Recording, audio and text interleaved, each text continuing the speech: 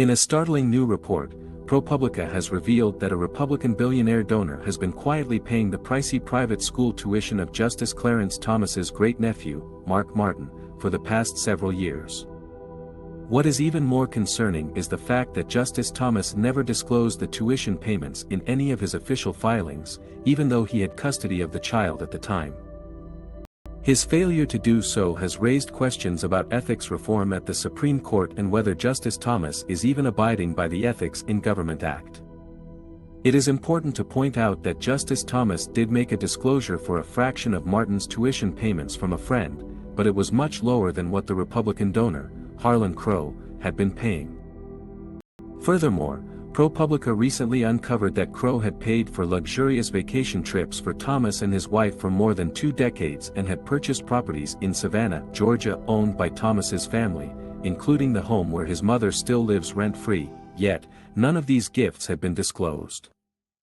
What is even more suspicious is that Crow had picked Martin up from the Hidden Lake Academy, a boarding school in Georgia, where the tuition was more than $6,000 per month, and put him in the Randolph-Macon Academy, a military boarding school in Virginia where Crow had himself attended and charged between $25,000 and $30,000 annually.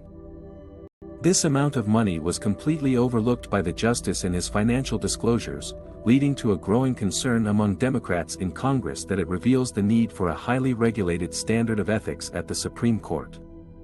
Christopher Grimwood, the former administrator of the Hidden Lake Academy, and Mark Paoletta, a former member of the Trump administration, have both come out in defense of Justice Thomas, stating that Crow only paid for 1 year at the Randolph-Macon Academy.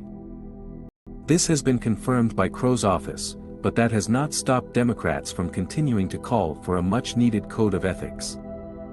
Harlan Crow himself has retaliated against this story, releasing a statement that clarifies his position, that he and his wife have been passionate about providing quality education for those less fortunate and have provided scholarship and other programs to many young Americans across a variety of schools.